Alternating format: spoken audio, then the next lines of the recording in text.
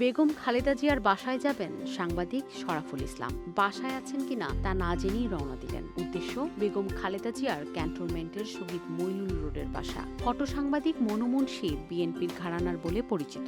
শরাফুল ও মানুর দীর্ঘদিনের সুসম্পর্ক। সকাল বিকাল দেখা হয়। শরাফুল ইসলাম সিদ্ধান্ত নিলেন মানু মুন্সিকে নিয়ে বেগম খালেদা জিয়ার সাক্ষাৎকার নেবেন।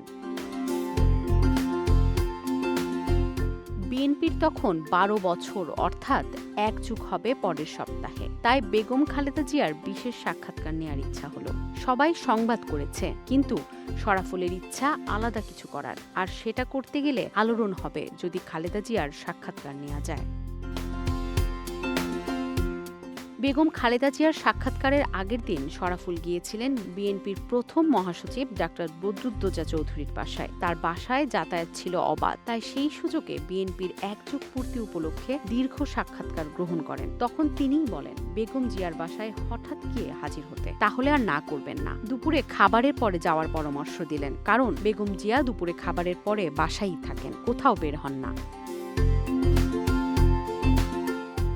ডাক্তার বদরুদ্দোজা চৌধুরীর বাসা থেকে ফিরেই শরাফুল যোগাযোগ করেন মানু মুন্সির সঙ্গে। মানুও রাজি হলেন যেতে। পরের দিনই যাওয়ার পরিকল্পনা হলো। যথারীতি বিকেল 3:30টায় রওনা হলেন মানুর মোটরসাইকেলের পেছনে বসে। জাহাঙ্গীর গেটের সামনে যেতেই মোটরসাইকেল থামিয়ে দিলেন দায়িত্বরত মিলিটারি কর্মকর্তা। জানতে চাইলেন কোথায় যাবেন। বেগম খালেদা জিয়ার বাসায় যাব, উত্তর দিলেন শরাফুল। পাল্টা প্রশ্ন, কেন যাবেন। সাক্ষাৎকার নিতে যাব। আর্মি কর্তা পরিচয় জানতে চাইলে অ্যাক্রেডিটেশন কার্ড দেখালেন। মানু মুন্সির গলায় ক্যামেরা।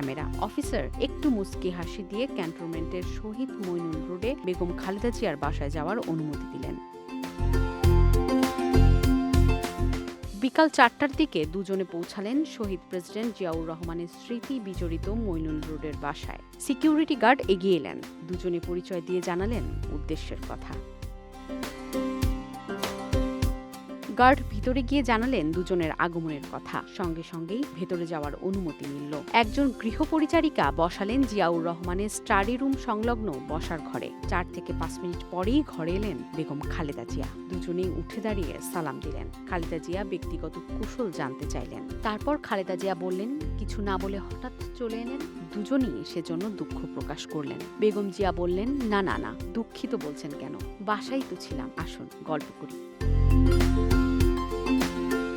তারপর শুরু হলো বিএনপির 1 যুগের নিরীক্ষণ, অর্জন, স্বপ্ন, জিয়াউর রহমানের অনুপস্থিতি, অন্যান্য নেতাদের কর্মকাণ্ড সহ বিভিন্ন বিষয়ে বিস্তারিত কথাবার্তা। এমন সময় বিভিন্ন প্রকার ফল সহ চা বিস্কুট নিয়ে এলেন একজন মহিলা। ফলগুলোর টুকরো ছিল বেশ বড় বড়। টুকরোগুলো সচরাচর আরো ছোট করেই কাটে সবাই। খালেদা জিয়া ফলের টুকরোগুলো দেখে মৃদু হেসে বললেন এত বড় বড় টুকরো কিভাবে খাবে। বেগম জিয়া ছুরি সহ নতুন প্লেট নিয়ে আসতে বললেন। মহিলা ভেতর থেকে 2টি নতুন প্লেট এবং একটি ছোট্ট ছুরি নিয়ে এলেন। বেগম খালেদা জিয়া তখন নিজ হাতে ফলের টুকরোগুলো ছোট ছোট করে কাটছেন আর বললেন আমি কাটছি, খেতে থাকুন।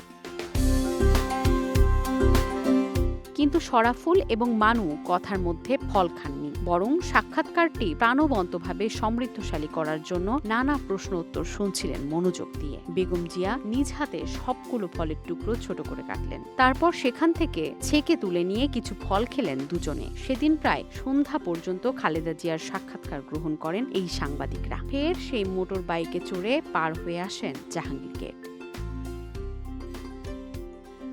Dhaka express, desk report.